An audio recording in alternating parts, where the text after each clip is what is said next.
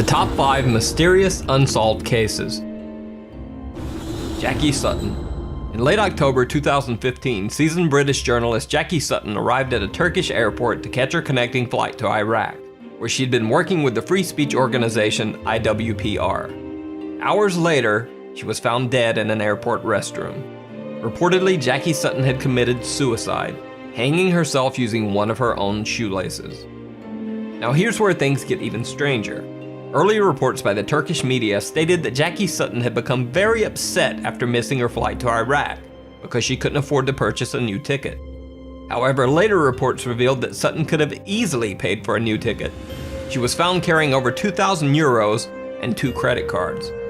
Even more suspicious, another security camera clip taken shortly before Jacquie Sutton's death shows her carrying what appears to be a shopping bag containing purchases made at the duty-free shop in the airport.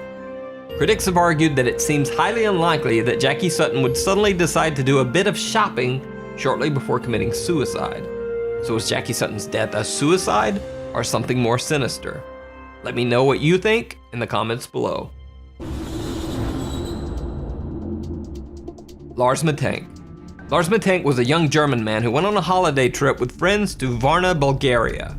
While there, Matang was involved in a fight with some other tourists and suffered a ruptured eardrum. Because of the ear injury, Lars Matang was unable to fly, so he couldn't return to Germany with his friends. He rented a room in a hostel in a poor area of Varna, Bulgaria, determined to wait until his ear had healed enough so that he could fly back to Germany. However, that same night, Lars Matang called his mother and said that there was something strange about the hostel that he was staying in, and that she should cancel all of his credit cards. Even later that same night, Lars Matang left his hostel room in a panic, headed for the airport. He called his mother again, this time saying that 4 strange men were following him and that he was hiding.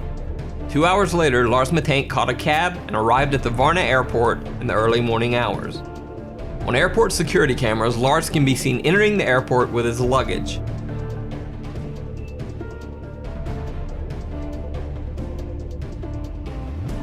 But minutes later, he is seen running from the airport in a panic, leaving his luggage behind.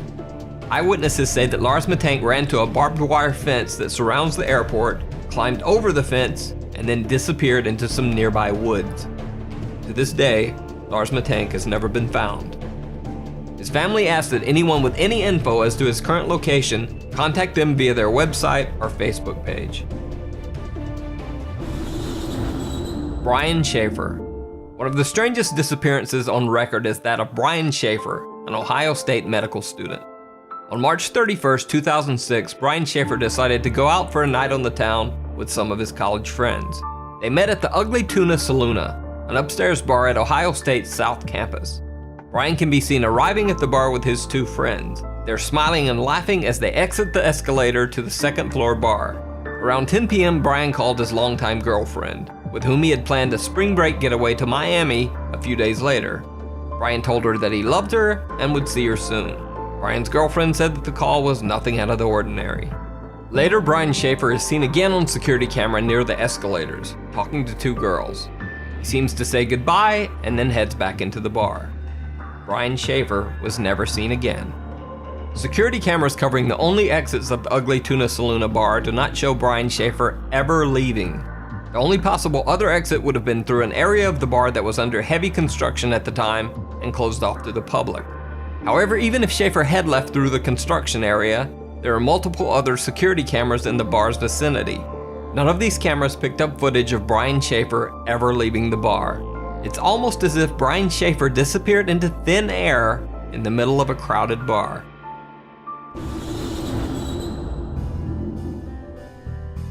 Alan Gill.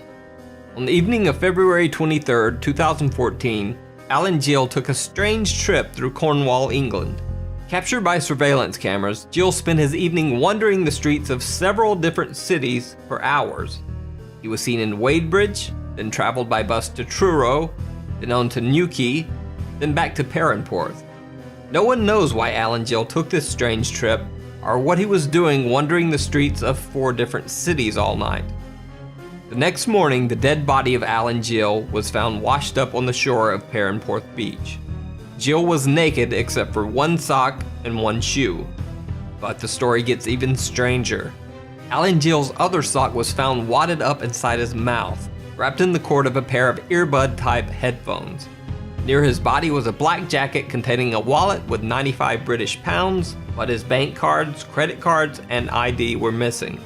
However, the wallet contained a single bizarre picture: Alan Gill as a child. Even stranger, the jacket the wallet was found in was not the one that Alan Gill had been wearing on the night of his death. Initially, Alan Gill's death was thought to just be a very strange suicide. However, an autopsy revealed multiple unexplained injuries to Alan Gill's right hand, chest, and head. Police ruled the death as suspicious.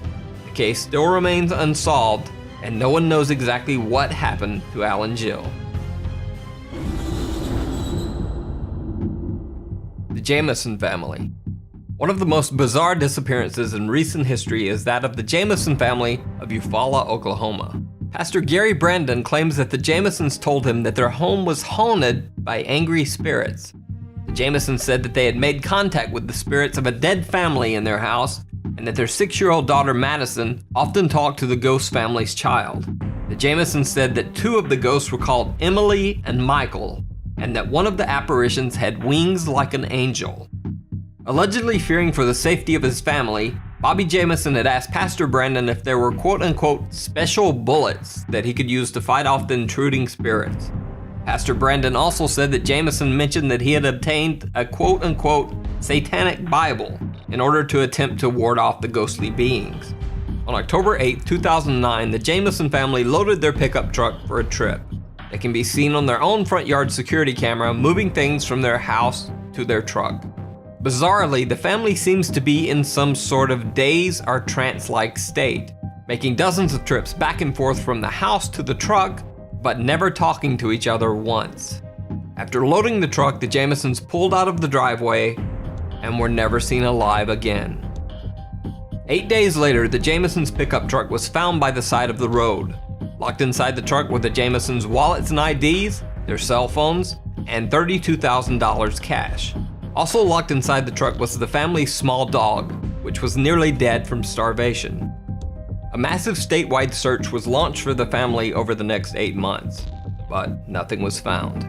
Multiple theories were circulated. One that Bobby and Sherilyn Jameson had been meth users and had been involved in a meth deal gone bad. This theory would also explain their trance-like state in the final video of the family.